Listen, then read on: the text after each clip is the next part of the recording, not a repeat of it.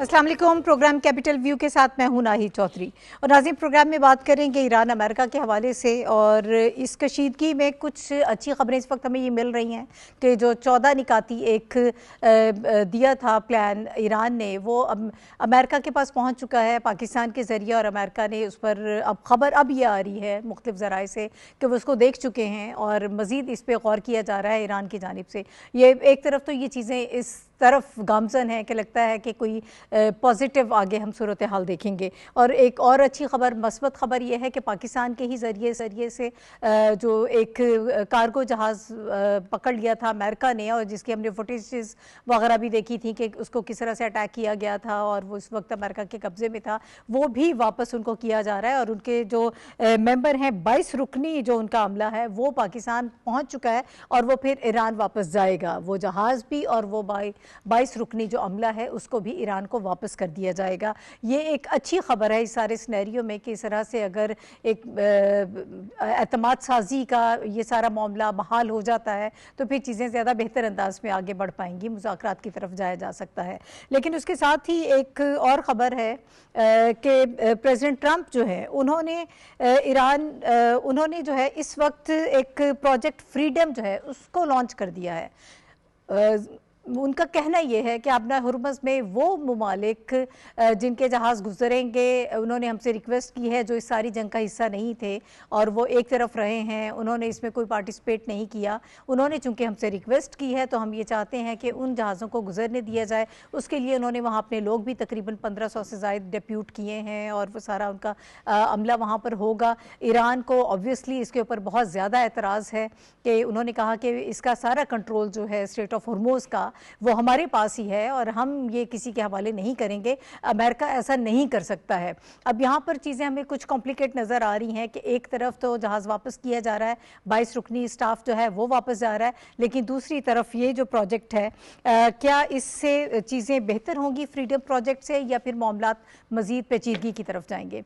और इसमें सबसे अहम बात जो पाकिस्तान का किरदार रहा है, पाकिस्तान ने जो सालिसी की है एक मरतबा फिर उसको, और बारहा हम ये देखते हैं कि अमेरिका की जानिब से और ईरान की जानिब से उसको अप्रिशिएट किया जाता है और दुनिया को ये बताया जाता है कि जो वाहिद सालिस इस मामले में है जिसके ज़रिए ये सारा काम हो रहा है वो सिर्फ पाकिस्तान है। पाकिस्तान अभी भी इस हवाले से बहुत ज़्यादा कोशिशें कर रहा है और उन्हीं कोशिशों का ये नतीजा है कि जो कार्गो जहाज़ वापस किया जा रहा है ईरान को और जो उनका स्टाफ पाकिस्तान के ज़रिए से वापस जा रहा है, ये एक बड़ी खुशाइन चीज़ है इस सारे सिनेरियो में।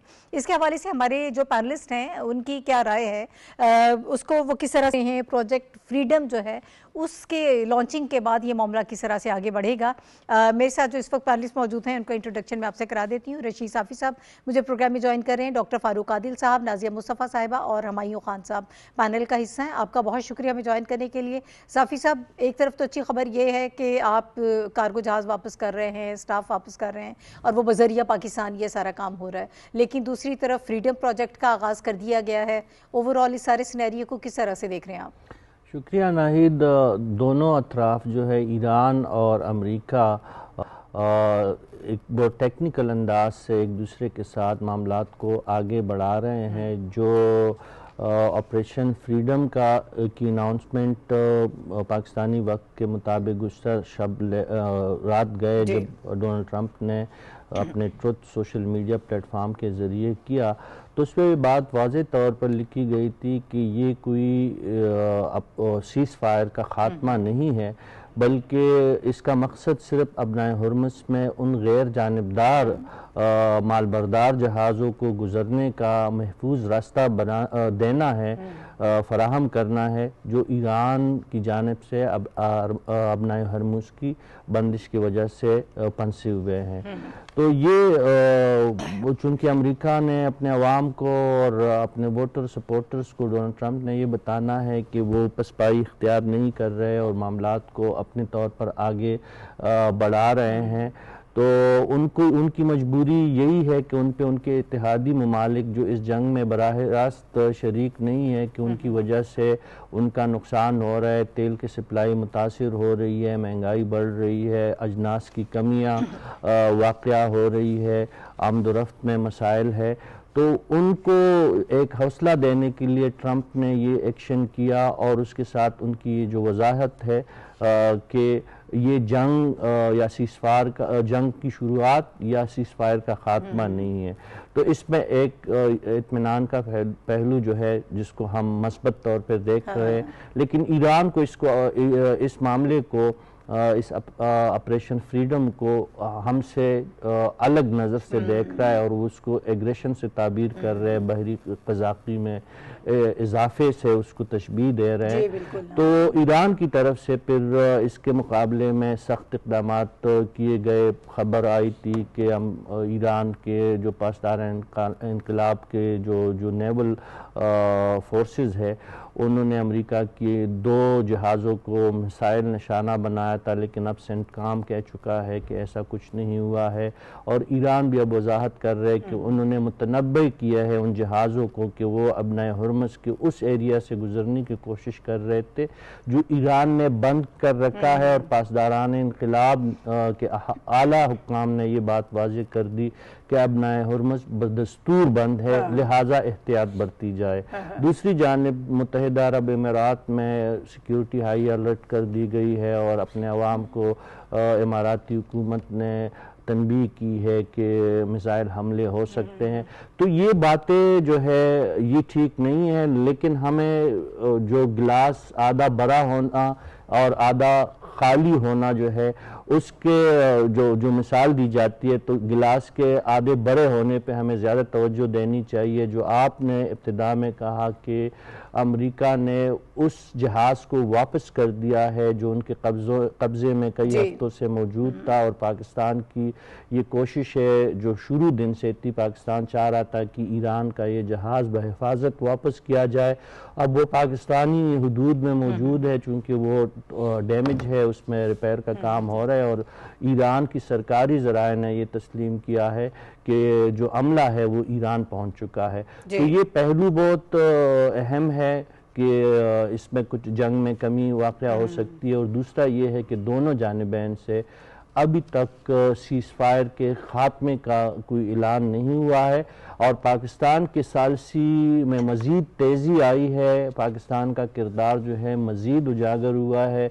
अमेरिका की तरफ से 10 नुकात कहा जा रहा है कि पाकिस्तान को मौसूल हो चुका है, और ईरान ने तो पहले ही पाकिस्तान के हाथ अपने मुतालबात या अपने जो प्रपोजल्स है वो वाशिंगटन DC को पहुंचा दिए हैं। तो ये तमाम चीज़ें अच्छी पेशरफ है, लेकिन जब तक मुकम्मल जंग का ख़ात्मा या मुकम्मल अपना हरमज़ की जो ओपन होने की जो एक सूरत है वो नहीं निकलेगी, तो हमें तशवीश रहेगी और ख़ित्ता जो है वो तशवीश में मुब्तला रहेगा।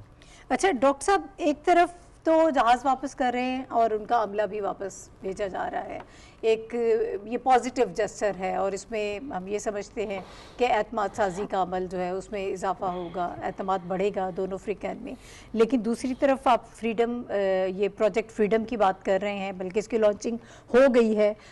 इस हवाले से ये जो सेकंड इस वक्त जो ये एक्शन है प्रेसिडेंट ट्रंप का, इस पे तो दोनों फ्रीकैन जो हैं बिल्कुल इस वक्त आमने सामने हैं, क्योंकि ईरान की तरफ से ये कहा जा रहा है कि हरमुज़ के नाम पर आप बड़ी बयानबाजी और ड्रामा कर रहे हैं, इसको करने की गुंजाइश नहीं है इस वक्त जहाँ पर चीज़ें मौजूद हैं। हमारे पास इसका कंट्रोल है और इसका कंट्रोल हमारे पास ही रहेगा, ये सारी चीज़ें एक्सेप्टेबल नहीं हैं।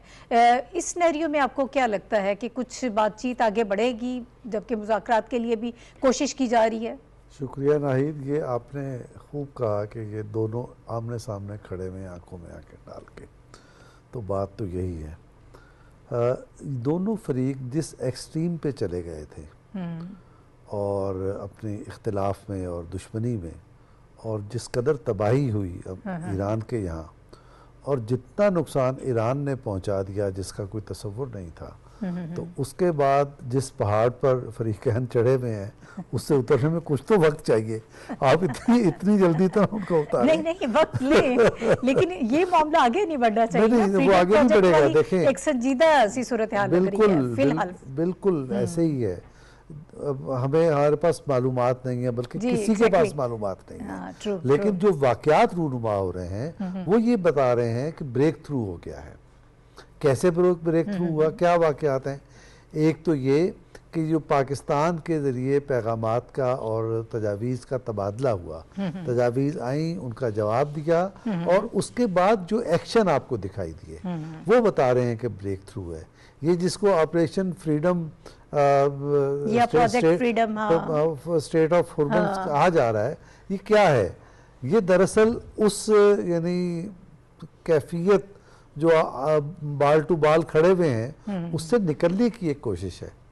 यानी अगर आप घेरा तोड़ते हैं आप नाई हुर्मुज़ का जो अमेरिका की तरफ से हो गया है, तो आप तवक्को कर सकते हैं कि अब ईरान की तरफ से भी होगा। क्यों? अब तो अमेरिका ही की बारी है। तो अमेरिका बराह रास्त अगर कह दे कि लो जी मैंने ये ख़त्म कर दिया मुआसरा, तो उसके बाद अपने वोटर्स के पास जाके डोनाल्ड ट्रंप क्या कहेंगे? और वो जो कहते हैं, बार बार कहते थे कि ईरान को बस एक ही बात कहनी है, हाँ। वो ये लिख कर दे दे कि वो शिकस्त तस्लीम कर ली। हाँ। तो अगर ईरान न लिख के दे और आप अपनाए हुर्मुज़ का मुहासरा ख़त्म कर दें, तो किसने लिख के दिया कि शिकस्त तस्लीम कर ली है? तो इसका मतलब ये है कि फेस सेविंग तलाश की जा रही है और आगे भी बढ़ा जा रहा है। तो इसका मतलब, दूसरा मतलब ये हुआ कि वो ब्रेक थ्रू जो इस्लामाबाद की सरजमीन पे हुआ था वो बतदरीज आगे बढ़ रहा है। और आज पीर के दिन जो वाक़यात रूनुमा हुए हैं, ख़ास तौर पर ये कि ईरानी प्रिजनर रिहा कर दिए गए, उनका शिप छोड़ दिया गया। अच्छा, वो जो बात अभी आप तफसीलात बता रही थी कि जी अमरीकी शिप पे हमला हो गया, अमरीकी कह रहे हैं नहीं हुआ, तो इसका मतलब क्या है?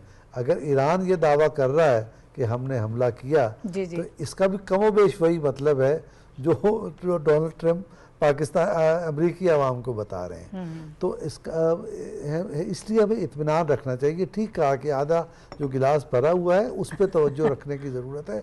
ये नहीं कहना चाहिए कि कुछ नहीं हो रहा या ये कि बाकी आधा गिलास कब भरेगा। ये तो एक मरीजाना सोच है। इतना पेचीदा मसला, इतनी उसमें तबाहकारी हो गई, इतनी दुनिया उसमें इन्वॉल्व हो गई और आप एक दूसरे के यानी खून के प्यासे हो चुके हैं, वहाँ से आपको वापस पलटना है। तो वापस पलटना इतना आसान नहीं है। हमने बहुत पहले ये तय कर लिया था, इसी मेज़ पर बैठ के हम सब ने ये तय किया था कि ये मुज़ाकरात पलक झपकने में नहीं होने वाले, पलक झपकने में कोई मुआहिदा नहीं होने वाला। ये बहुत आसाब शिकन मरहला है और इसी तरह से आहिस्ता आहिस्ता आगे चलेगा। कुछ लोगों का ख्याल है जी 2-4 दिन में हो जाएगा, कुछ का ख्याल था जी 4-5 माह में हो जाएगा। ये ना 2-4 माह की बात है, ना ये 4-5 माह की बात है। इसका अपना एक प्रोसेस है और ये चलते चलते चलेगा और बहुत सारी चीज़ें हम देखेंगे कि अगले साल भी कुछ चीज़ें तय हो रही होंगी। लेकिन हमारा बेसिक जो वो मकसद है वो हम अचीव कर चुके होंगे कि मुआसरा ख़त्म हो गया होगा, जंगबंदी बरकरार होगी और अमन होगा और ईरान में यूँ समझिए कि तामीराती अमल शुरू हो चुका होगा। ये लेकिन ये चीज़ें आगे जाएंगी और ये काफ़ी अरसे तक आगे जाएंगी। और जब तक ये चलता रहेगा उस वक्त तक यकीनन हमारे आसाब भी तने रहेंगे। लेकिन हम इस मरहले पर हम इत्मीनान महसूस कर सकते हैं कि चीज़ें अमन की तरफ जा रही हैं। ठीक है। अच्छा नाज़िया, ये जो ऑपरेशन फ्रीडम जिसकी हम बात कर रहे हैं, प्रोजेक्ट फ्रीडम, इसको एक ही चीज़ है दोनों, इसका मकसद ये बताया जा रहा है अमेरिका की जानिब से कि हम जहाज़ों की बाहिफाजत नकलो हमल के लिए उनको उनकी सिक्योरिटी को यकीनी बनाएंगे, जो जहाज़ फंसे हुए हैं उनको निकालेंगे। ईरानी नाकाबंदी के बायस इस वक्त इंटरनेशनल मार्केट्स में जो ऑयल प्राइसेस हैं वो बहुत ज़्यादा हैं, हमने देखा। और जैसे ही प्रेसिडेंट ट्रंप ने यह ऐलान किया उसके बाद हमें उसमें कमी भी देखने में आई कि उसको बड़ा वेलकम किया गया कि अगर इस तरह मामला तय हो जाता है। वो ये कह रहे हैं कि जो इस जंग का हिस्सा नहीं है उन ममालिक के जहाज़ों को निकलने दिया जाए। उन्होंने हमसे रिक्वेस्ट की है, हम उनकी मदद करना चाहते हैं। अब उनका पॉइंट ऑफ व्यू ये है। और इस प्रॉपर ये जो ऑपरेशन है इसके हवाले से भी हमारे पास जो डिटेल्स हैं उसके मुताबिक भी ये बताया जा रहा है कि 1500 लोगों के हवाले से बात की जा रही है जिनको वहाँ पर डिप्यूट किया जाएगा। अमरीकी फ़ौजी हैं, गाइडेड मिसाइल डिस्ट्रॉयर्स हैं, 100 से ज़ायद तैयारे जो हैं वो तैनात किए जाएंगे। और इसके बरक्स ईरान इसको बिल्कुल एक्सेप्ट नहीं कर रहा है, कैटेगोरिकली वो इसको रिजेक्ट कर चुके हैं कि ये मामला हम इसको नहीं चलने देंगे, इस तरह से नहीं होगा। इस सारे सिनेरियो को आप कैसे देखती हैं? बहुत शुक्रिया नाहिद। देखिए, अगर हम इन सारी चीज़ों को हम तकरीबन 2 माह हो चुके हैं, शुरू से लेके आज तक एनालाइज करें कि ईरान के क्या पॉइंट्स थे, ईरान की क्या शराइत थी जिस पे वो बात करना चाहता था, और अमेरिका अपने किन किन पॉइंट से पीछे हटा और उसने थोड़ी सी लचक या नरमी दिखाई है। अभी ये वाला, अब ईरान के जो पॉइंट्स वाया पाकिस्तान यूएस के पास पहुंचे हैं, और इसी तरह से जो पाकिस्तान एज अ मीडिएटर अपना वो कर रहा है, तबादला हो रहा है दोनों के पॉइंट्स जो भी हैं, लेकिन हम ये देख रहे हैं कि सारी सूरत हाल में कि अमेरिका हमें लचक दिखाता नजर आता है, लेकिन दूसरी तरफ वो ये भी शो करता है कि जैसे उसका जो पाँव है वो ईरान के गर्दन पे रखा हुआ है, लेकिन साथ साथ वो थोड़ा थोड़ा उसको सांस भी लेने दे रहा है। वो बिल्कुल उसको जैसे हम कहते हैं वो दे रहा है, लेकिन उसको एकदम वो नहीं करना चाह रहा। ये उसकी एक नई स्ट्रेटेजी है। जब 60 दिन इस जंग को पूरे हुए उसके बाद से लेके हम देख रहे हैं कि अमेरिका ने थोड़ी सी अपनी स्ट्रेटेजी बदली है। पहले उसका ये था कि वो जल्दी करना चाहते थे, फिर उन्होंने कहा कि हमें इतनी जल्दी नहीं है, हमारे पास बहुत टाइम है, थोड़ी थोड़ी वो अपनी स्ट्रेटेजी चेंज कर रहे हैं। अभी ये वाला जो आप मामला बात करिए, देखिए ईरान बिल्कुल इस पर नहीं मानेगा, और ये भी कहा जा रहा है कि अमेरिका को पता था कि उनके इस कदम से हो सकता है कि ईरान की तरफ से कोई रिएक्शन आए। हमने देखा है कि उनकी तरफ से स्टेटमेंट्स आई भी हैं। वो कहते हैं ये नहीं हो सकता कि आप हुर्मुज़ का मामला हम एक ट्वीट पे कभी बंद कर दें, कभी खोल दें, इस तरह से चीजें नहीं होती हैं। और इस चीज को तो कहते हैं अगर हमारी जो तजवीज़ आपको 14 निकाती एक भेजा गया एजेंडा, उस प्लान को अगर आप नहीं मानेंगे तो अमेरिका के और इसराइल के जहाज जो हैं वो हम नहीं गुजरने देंगे आबना हुर्मुज़ से। उन्होंने अब ये कह दिया है। बिल्कुल इसी तरह से देखिए, बात वही है ना कि जैसे मैं कह रही हूँ कि अमेरिका थोड़ा थोड़ा उसको ब्रीदिंग स्पेस दे रहा है, लेकिन उतने पॉइंट्स पे वो बिल्कुल एकदम एग्री नहीं कर रहा। हाँ ठीक है, ईरान का ये पॉइंट था, हम इससे पीछे हट जाते हैं। जैसे उसका न्यूक्लियर प्रोग्राम वाला जो था, अभी आपने नोट किया होगा कि वो मामला इतना डिस्कशन में नहीं आ रहा, वो सेकंड फेज में होगा, सेकंड फेज में होगा। देखिए ना, ये वही चीजें हैं जो धीरे धीरे पॉइंट्स पे दोनों तरफ से थोड़ी थोड़ी नरमी दिखाई जा रही है, लेकिन एकदम इस तरह से नहीं कहा जा रहा है कि हम इस पॉइंट से पीछे हट जाते हैं या अमेरिका इस पॉइंट से पीछे हट जाता है। बात यही है कि दोनों ने अपनी इंटेग्रिटी भी को भी बहाल रखना है, अपने अवाम को भी बताना है कि देखिए हम स्टैंड लिए हुए हैं। अगर एकदम ईरान भी विथड्रॉ कर जाए और अमेरिका भी कर जाए तो दोनों की पोजीशन ऐसी नहीं है, तो धीरे धीरे ये चीजें आगे चलेंगी।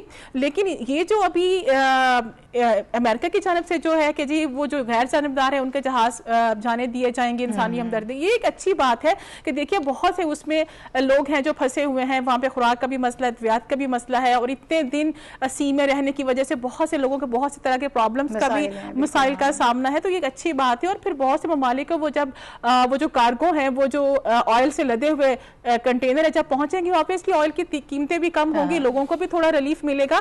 तो देखने में तो ये लग रहा है कि जैसे बहुत तनाव है, लेकिन आप थोड़ा सा इस चीजों को एनालाइज करें तो लगेगा कि नहीं, थोड़ी थोड़ी ब्रीदिंग स्पेस मिल रही है, दुनिया को भी मिल रही है, ईरान को भी मिल रही है, और अमेरिका जो है वो अपनी बात मनवा भी रहा है। लेकिन ये शो नहीं कर रहा है कि ना ईरान ये शो कर रहा है कि हम उनकी बात मान रहे हैं। दोनों का बज़ाहिर यही स्टांस लग रहा है कि दोनों अड़े हुए हैं, जैसे हम आम जुबान में कहते हैं कि दोनों ने सींग फंसा के रखे हुए हैं, लेकिन इतनी जल्दी हमें उसमें चीजें जो है बेहतरी की तरफ जाती है, पीछे हटेंगे नहीं, वो नहीं हटेंगे। जैसे कि आपको याद हो, हमने कुछ दिन पहले भी ये बात की थी, जब हम कह रहे थे कि सेकंड राउंड होगा तो ये मामला हल हो जाएंगे, लेकिन तब भी मैंने ये कहा था कि ये बात भी है कि हो सकता है ये जंग 2 महीने, अगर 5 महीने भी लग जाते हैं 5 सदी के मामलात को निपटाने में, तो जरा बुरा सौदा नहीं होगा, ये बुरी डील नहीं होगी, तो मामला हल हो जाएंगे।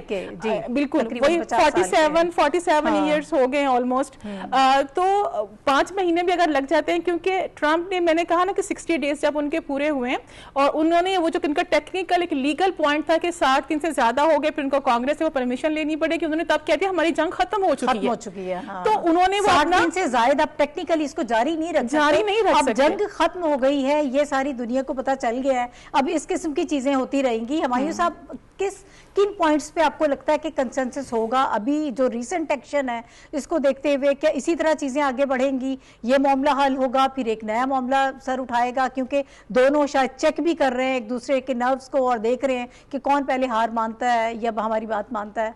जी नाहिद, एक तो इसमें एक बड़ी अहम डिस्टिंक्शन है कि पाकिस्तान जो है वो फैसिलिटेटर का रोल अदा कर रहा है। इस पे हम डिटेल में बात करेंगे नेक्स्ट राउंड में। और उसका नहीं, और ये डिस्टिंक्शन बड़ी ज़रूरी है, इसलिए कि हम पावर ब्रोकर नहीं है, हम दोनों साइडों को जो है डिफरेंट फेस सेविंग जो है चैनल्स देने की कोशिश कर रहे हैं।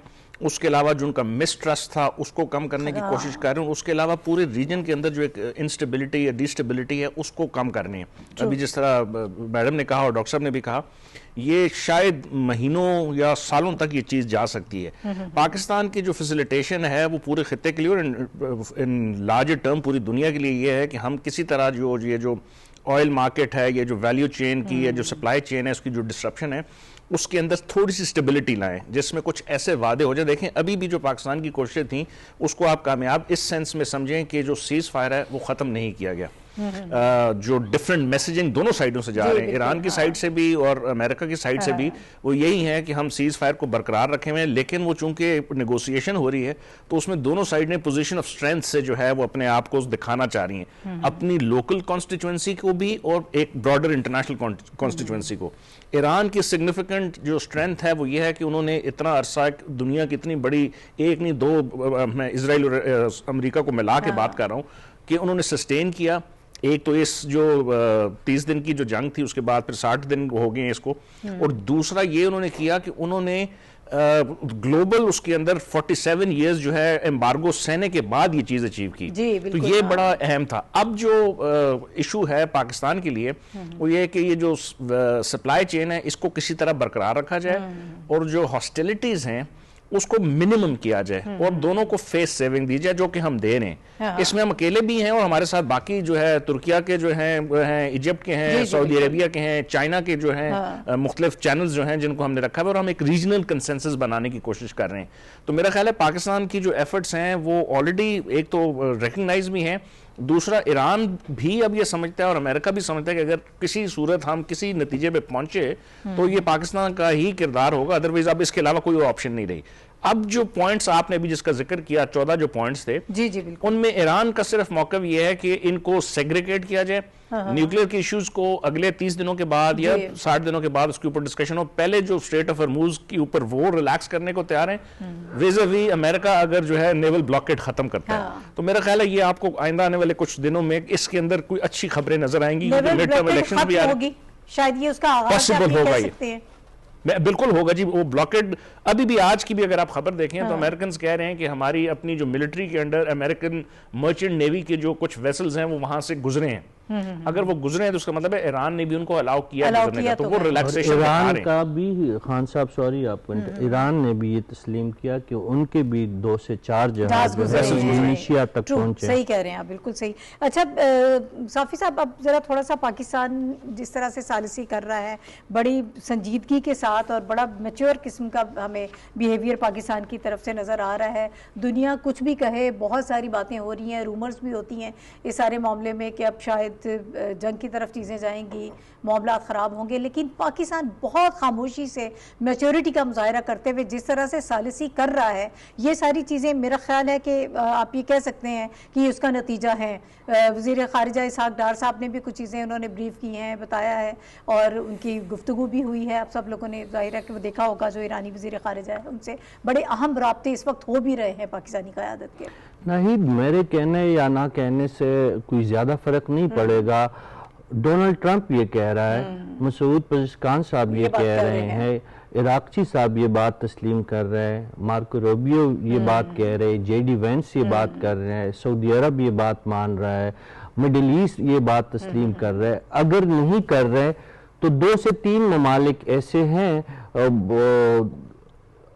उनका मानना और उनकी कोशिश ये है कि पाकिस्तान की सालसी की कोशिश जो है वो ज़्यादा बारावर ना हो, लेकिन उनके सोचने, कहने या उनके करने से कुछ नहीं होगा।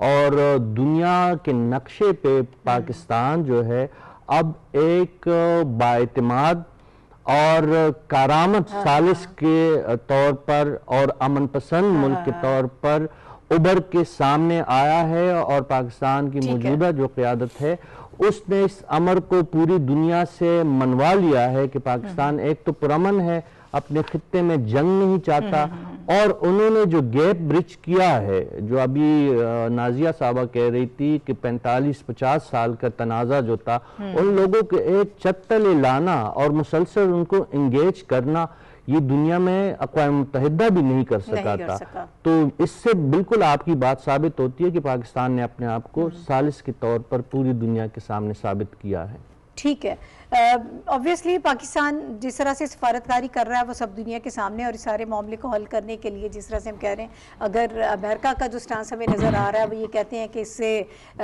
उन ममालिक को आसानी होगी जो गैर जानिबदार रहे हैं। ओवरऑल भी फिर ऑयल प्राइसेस में उनके इस ऐलान के बाद हमने देखा कमी हुई है। उसके साथ साथ इस वक्त ओपेक कंट्रीज़ की तरफ से भी एक फ़ैसला सामने आया है, वो भी एडजस्टमेंट करना चाह रहे हैं, तेल की पैदावार में एडजस्टमेंट का ये फैसला उन्होंने किया है। और उन्होंने कहा कि यौमिया जो है इसकी पैदावार तकरीबन 1,88,000 बैरल उसमें रद्दोबदल किया जाएगा, और आलमी मार्केट जो इंटरनेशनल मार्केट में तेल की कीमतों को हम स्टेबल करने के लिए ये काम कर रहे हैं। क्विकली अगर डॉक्टर साहब आप इसको रिस्पॉन्ड कर दें।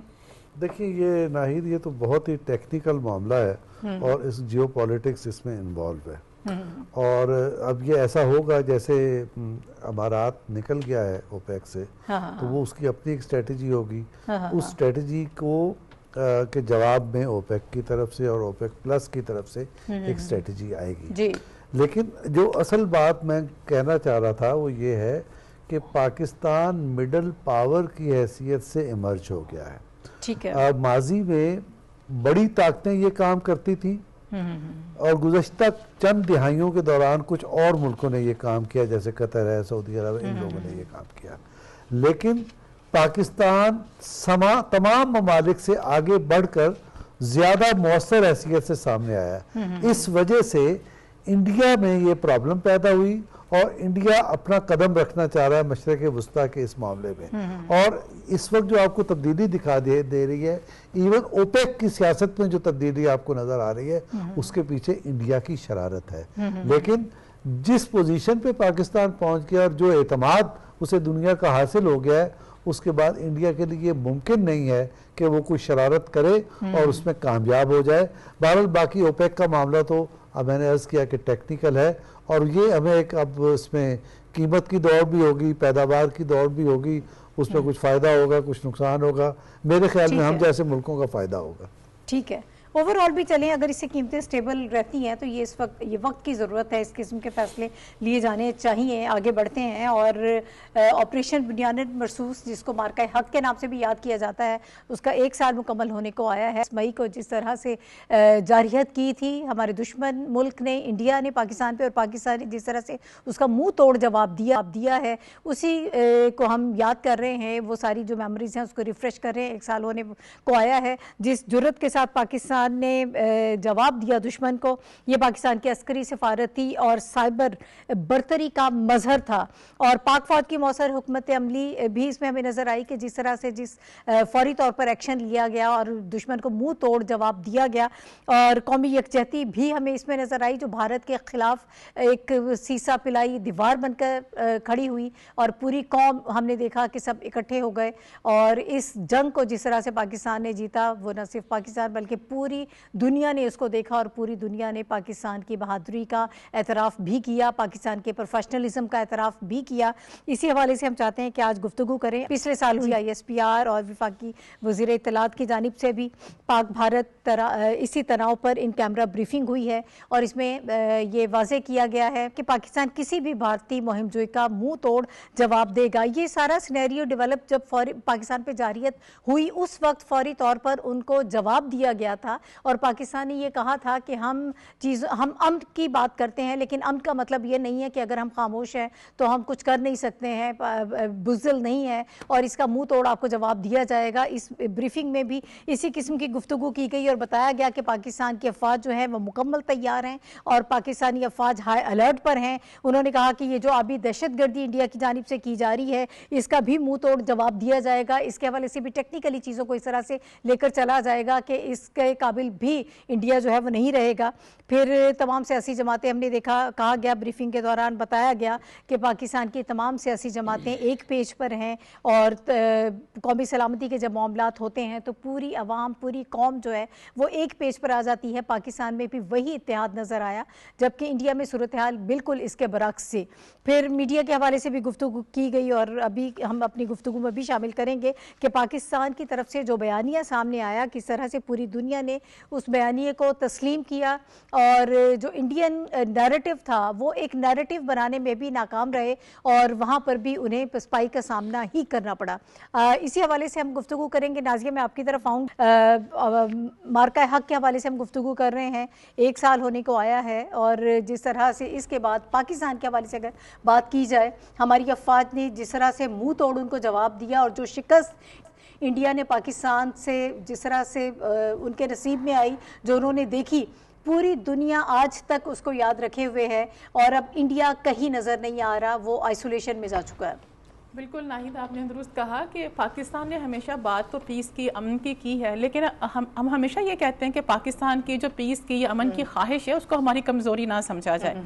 हम जंग बहुत अच्छे से लड़ भी सकते हैं, जीत भी सकते हैं और जंगें हम रुकवा भी सकते हैं और हमने ये इन्हीं चंद माह में करके सारी चीज़ें दिखाई हैं कि हम किस तरह से 2 मुल्कों की, 2 बड़ी ताकतों की हमने जंग जो है वो रुकवाई। और 10 मई को जो कुछ भारत ने, हमारी पाक फोर्सेस ने जिस तरह से उनको मुंह तोड़ जवाब दिया और जिस तरह उनको मुंह की खानी पड़ी और जिस शिकस्त का उनको सामना करना पड़ा, 1 साल हो गया है। अभी तक जो इंडिया की हुकूमत है, जो मोदी सरकार है, जो उसका गोदी मीडिया है, जो उनकी आवाम है, अभी तक अपने वो जख्म चाट रहे हैं और अभी तक अपने उन जख्मों को वो भूले नहीं हैं। और इसी 1 साल में उन्होंने बार बार कोशिश की, इसी जख्म को मिटाने के लिए, इसी को भरने के लिए उन्होंने इजराइल को भी अपना जो है वो माई बाप का दोनों मुल्कों को दर्जा दे दिया, सारा कुछ किया। उन्होंने ट्रंप से मिलने की ख्वाहिश भी की, किसी तरह उनसे एक जफ्फी मिल जाए, किसी तरह से हमारे ये जख्म जो हैं वो भर जाएं। लेकिन ट्रंप ने बड़ा जबरदस्त किया, बार बार उनके उस जख्मों को वो हिलाता रहा, करते रहे, जहाजों की तादाद भी बढ़ाते रहे, जहाज उनके गिराए थे, लेकिन उन्होंने कहा कि पाकिस्तान ने तो उनके 11 जहाज मार गिराए। राफेल जैसा तैयारा वो भी पाकिस्तान एयरफोर्स का इतना, मैं कहती हूँ, शानदार कारनामा है कि उनको समझ नहीं आई कि उन्होंने इस तरह से हमारा जो साइबर सिक्योरिटी जो सारा सिस्टम है, जिस तरह से उन्होंने पूरा डिजाइन किया, जो स्ट्रेटेजी अपनाई और पूरी दुनिया ने उसको देखा और कितने शानदार तरीके से हमने उनको शिकस्त दी, पूरी दुनिया ने वाकई उस चीज़ को देखा। और पाकिस्तान की ये तारीख का वो शानदार बाब है जो हमेशा याद रखा जाएगा। और हम हमारे बच्चे, हमारी आने वाली नस्लें ये कहेंगे कि पाकिस्तान ने किस तरीके से भारत को शिकस्त दी और लेटेस्ट दौर में, लेटेस्ट टेक्नोलॉजी के साथ, लेटेस्ट स्ट्रेटजी के साथ किस तरह से हमारी पाक फिजाइया ने, हमारी पाक फौज ने, हर महाज पर हमने देखा, हमारी आवाम किस तरह से अपनी पाक फोर्सेस के साथ खड़ी थी, वो भी हमने देखा। सोशल मीडिया पे हमने ऐसी तस्वीर भी देखी कि जहां सरहद के ऊपर गोला बारूद जारी था, वहां पे लोग अपनी गन लेके खड़े थे और अपना हिस्सा डालने के लिए। हमने वो चीजें भी देखी कि शायद उनको लग रहा था कि उनके गन फायर करने से भी उनका भी हिस्सा उसमें चला जाएगा। तो ड्रोन गिराने के लिए हमारी तो आम पब्लिक खड़ी हुई थी। हाँ, पब्लिक कोई डर खौफ नहीं था और जो मीम्स बनाई पाकिस्तानी कौम ने, और शायद वो कोई कभी नहीं भूलेगा। जो पाकिस्तानी कौम का जज्बा है ना, देखिए हमारी ताकत, अगर हम दिफाई ताकत की बात करें, अपने हम दिफाई साजो सामान की बात करें, स्ट्रेंथ की बात करें, मे भी कुछ मुल्कों से या कुछ बड़े मुल्कों से उतनी स्ट्रेंथ ना हो, बट जो जज्बा पाकिस्तानियों का है, जो पाक फौज जिस जज्बे से लड़ती है ना, वो जज्बे की कमी है। हमने देखा इंडियन नेवी के जो उनकी एक फुटेज सोशल मीडिया पे आई थी, वो तो आप दोस्त के अंदर जाने से डरते हैं, वो तो उस पर छलांग लगाने से डरते हैं। और ये हम सब जानते हैं कैसे सूरत हाल क्या है। हमायूं साहब, जंगें जो है वाकई वो जज्बे से ही लड़ी जाती हैं।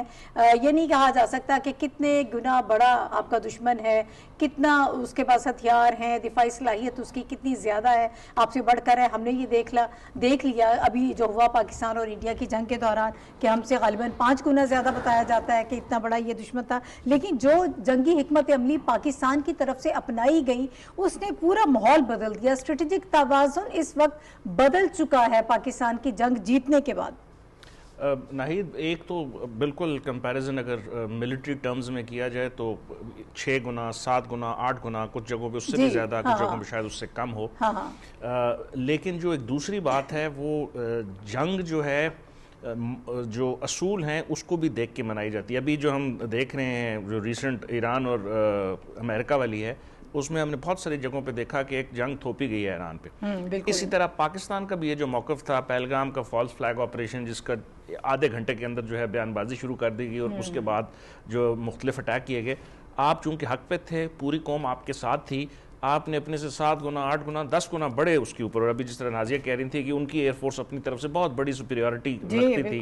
वो एक नहीं थी, वो रूस से भी असला लेते थे, वो इजराइल से भी लेते थे, वो अमेरिका से भी लेते थे, और यूरोप भी उनको देता था, और इसमें जोन भी बहुत ज्यादा था, की जो मार्केट थी वो ही क्रैश करवा दी। तो उसके जवाब में चूंकि आप हक पे थे, तो आपने जो उसका रिटेलिएट किया डिफेंसिव पोस्चर के अंदर। ये भी याद रखने की बात है, हमने कभी किसी के ऊपर जंग थोपी नहीं, हम अपने डिफेंस के लिए तैयार थे। तो उस डिफेंस ने जो है, चूंकि आप हक पे थे, साबित कर दिया कि बड़े से बड़ा दुश्मन भी हो तो आप उसका मुकाबला कर सकते हो, और यही चीज हमने दूसरे कॉन्फ्लिक्ट में भी देखी।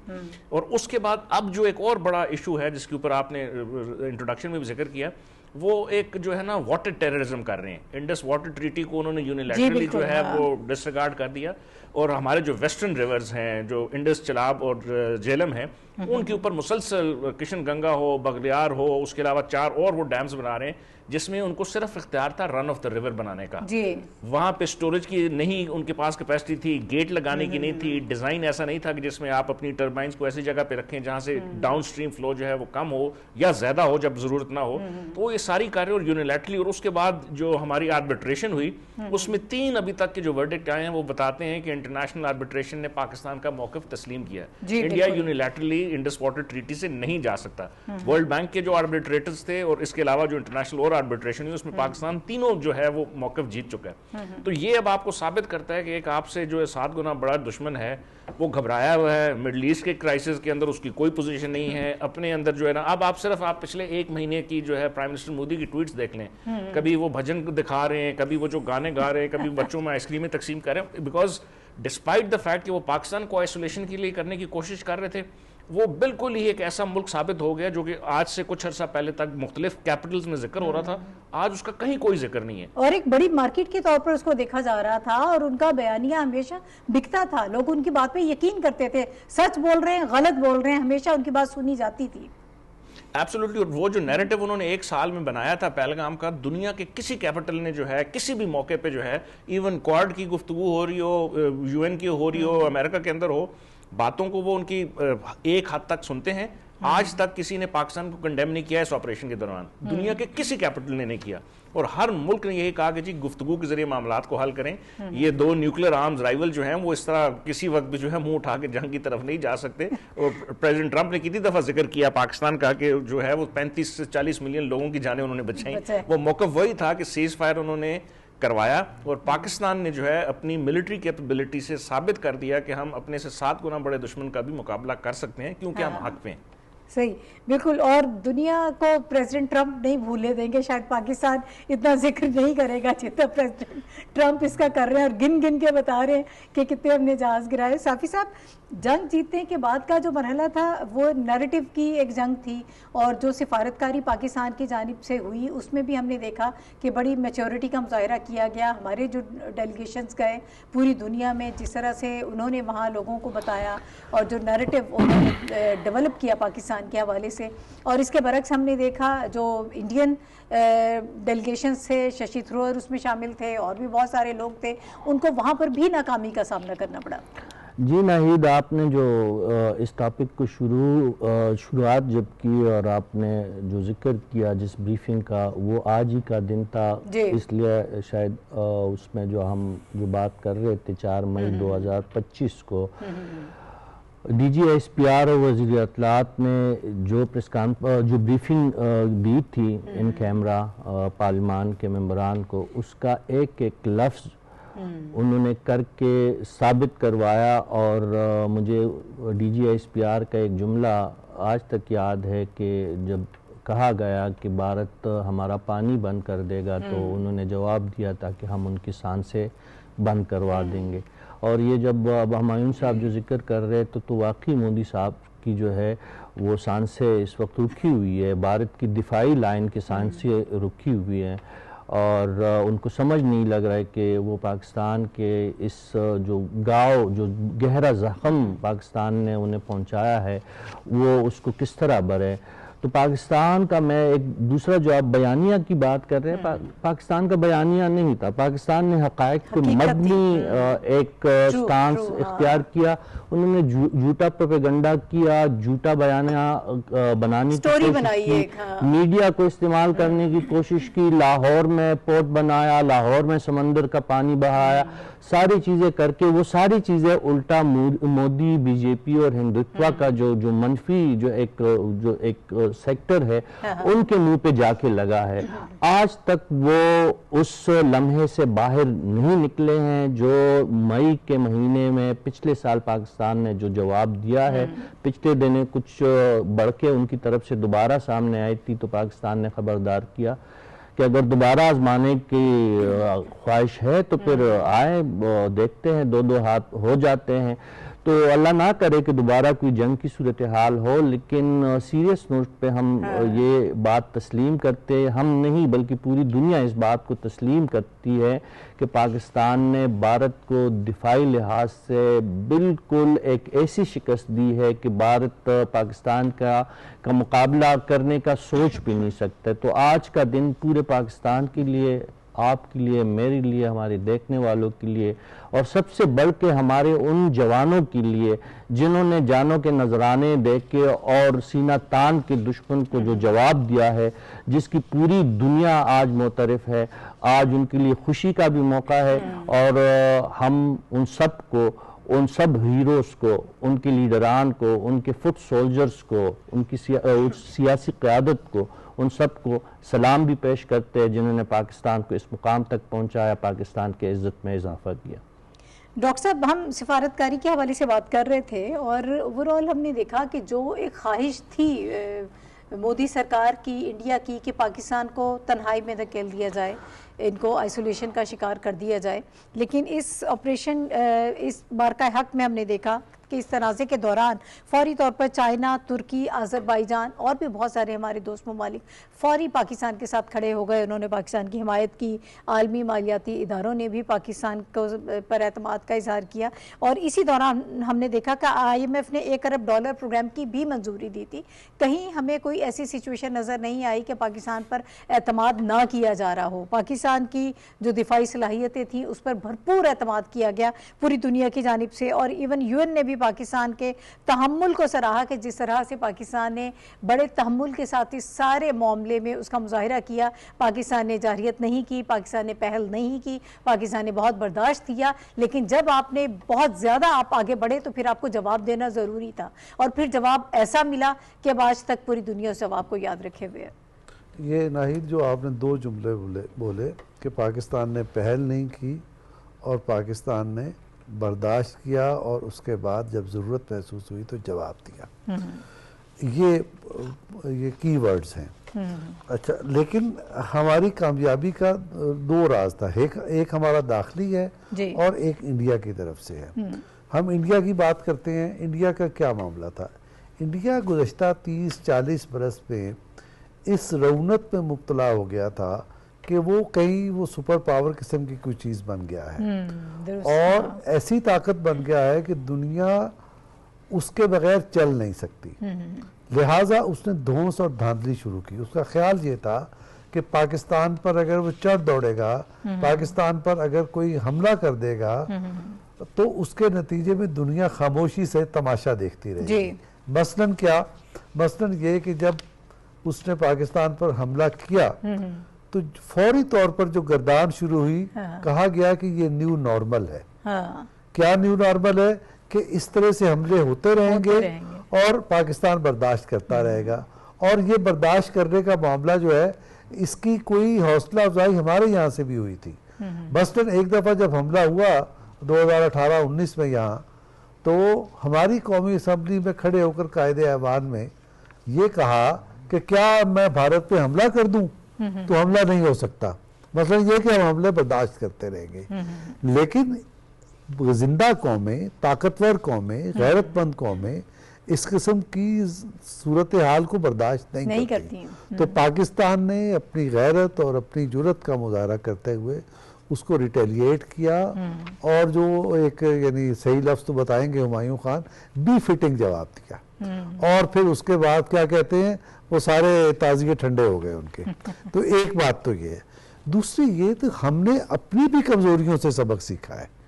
हमारी कमजोरियां जो गुज़श्ता 30, 40, 50 बरस के दरमियान थी, उसकी वजह से हम यकसू नहीं होते थे कुछ कौमी मौक़िफ़ के इख्तियार करने में, कोई तर्ज़ अमल इख्तियार करने में यकसू नहीं होते थे। ये कमज़ोरी थी, और दूसरी कमज़ोरी टेक्नोलॉजी वगैरह की भी थी। तो पाकिस्तान ने इन दोनों कमज़ोरियों पर काबू पाकर एक यकजान होकर मुट्ठी बंद करके जब जवाब दिया, तो दुनिया ने भी ये देखा, दुनिया की भी समझ में आई कि एग्रेशन किस तरफ से हो रहा है और किसको यानी निशाना बनाया जा रहा है, और किससे कोई इंतकाम लेने का मंसूबा है।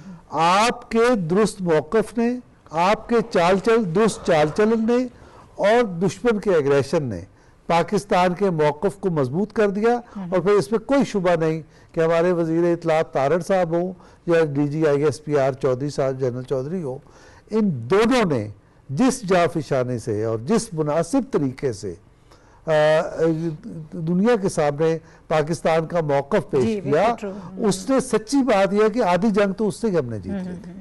न सिर्फ पाकिस्तान में बल्कि दुनिया भर में उन्होंने इस सारी जंग की हकीकत गाहे बगाहे वो बताते रहे और पूरी दुनिया को उन्होंने इससे आगाह किए रखा।